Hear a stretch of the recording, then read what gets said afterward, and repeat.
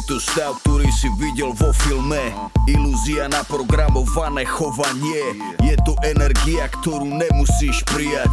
Je to iba pocit hlave, falošná emócia. Ľudia ťa chcú vidieť dole, silný človek ide hore, slabý človek závidí, ty to si všetko kompenzuje. Meritko není škola ani žiadne love. Svoje uspokojenie a šťastie má každý iné. Ja sa ťa pýtam, definuj mi, čo je šťastie. Je to túžba, je to stav, je to eufória, ktorá rastie. Ty si ten tvorca svojich vlastných snov. Nenechaj si zobrať ilúzie, poď so mnou. Každá búrka sa raz skončí a na konci vyjde slnko. Život je rovnováha, on ťa skúša, či vydržíš toľko. Bojovný, pokorný, slobodný a pritom pozorný, neoblomný a tvrdý, hrdý, poď so mnou, budeš. Aj keď máš za sebou mraky a si vyrovnaný so sebou, vtedy ťa už nikto nezlomí a slnko ide za tebou. Aj keď sme deti stratenej generácie, všetko silné, čo sme zažili, nás nezabije. Tvoje narodený víťaz, nech dá ruky hore so mnou. Aj keď máš nad sebou mraky a si vyrovnaný so sebou, vtedy ťa už nikto nezlomí a slnko ide za tebou. Aj keď sme deti stratenej generácie, všetko silné, čo sme zažili, nás nezabije. Tvoje narodený víťaz, nech dá ruky hore so mnou.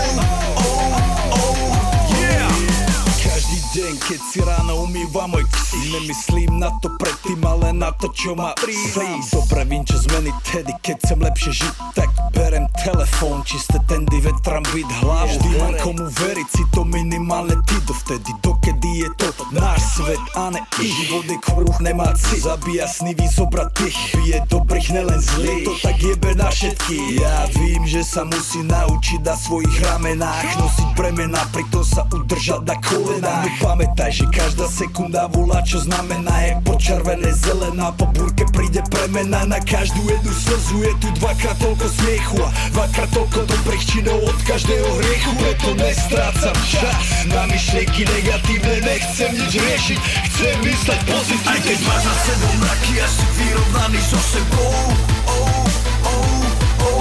vtedy ťa už nikto nezlomí a slnko ide za tebou. Aj keď sme deti stratenej generácie, všetko silné, čo sme zažili, nás nezabije. Tvoje narodený víťaz, nech dá ruky hore so mnou. Aj keď máš za sebou mraky a si vyrovnaný so sebou, vtedy ťa už nikto nezlomí a slnko ide za tebou. Aj keď sme deti stratenej generácie, všetko silné, čo sme zažili, nás nezabije. Tvoje narodený víťaz, nech dá ruky hore so mnou.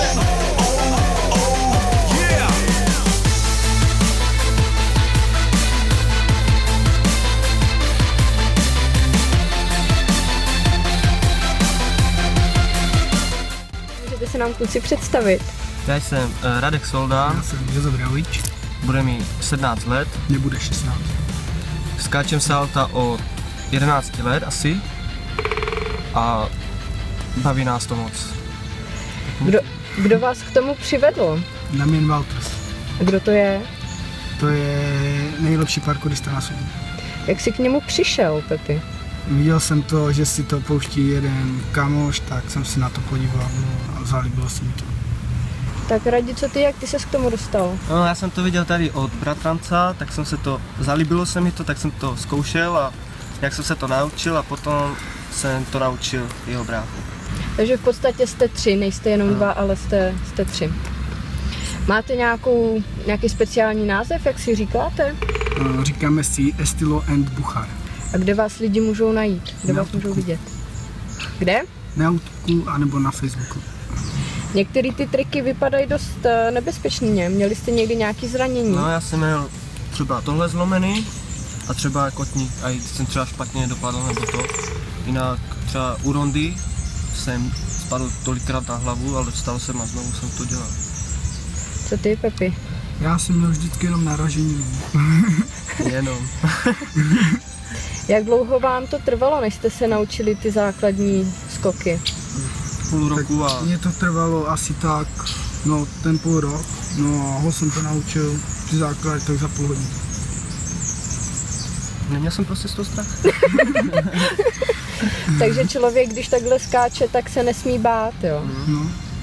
Co je pro to ještě potřeba udělat? Rychlost, švih a prostě když už máte strach, tak to nedáte. Prostě třeba, když skočíte salto, spadnete a neuděláte to znovu, tak už to neuděláte, To už je už to máte špatně. strach. Když aj spadnete třeba na ty ruky, na ty nohy, tak prostě musíte vstát a zkoušet to znovu. Takže prostě se řídíte heslem, čím víckrát spadnete, tím jste silnější? Když to uděláte znova? Asi jo. Když to neuděláme znova, tak už to pak neuděláme vůbec. Co byste chtěli do budoucna? V čem byste se chtěli zlepšovat? No, ještě se musíme doučit ty vruty. No ale já se učím třeba Korka, on taky. Ještě to jako pořádně neumíme, teprve se to učíme, ale dávám jako tak měsíc a už to umíme celý. Jak často třeba trénujete nebo jak se scházíte? Skoro každý den. My jsme bydleli u sebe, prostě neměli jsme co dělat, tak jsme to zkoušeli a nějak nás to zalíbilo se nám to, no. Chtěli byste se třeba v budoucnu zúčastnit nějaké soutěže nebo něčeho? No, když jsme uměli ještě těch pár triků navíc, tak možná jo. Jaký je váš nejoblíbenější trik, který skáčete? Můj je ostrom, jako salto. Můj rondaback. Můžete nám je předvíst?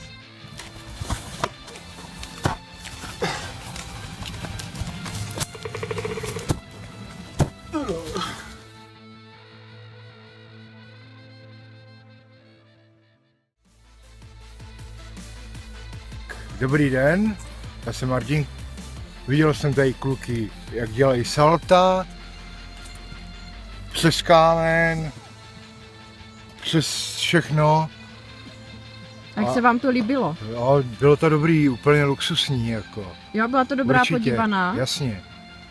Tak, co byste klukům popřál k dalším skokům? No, aby byli čím dál mladší, rozhodně. A aby se jim to dařilo jako, rozhodně. Děkujem. Jo, nemáte zač.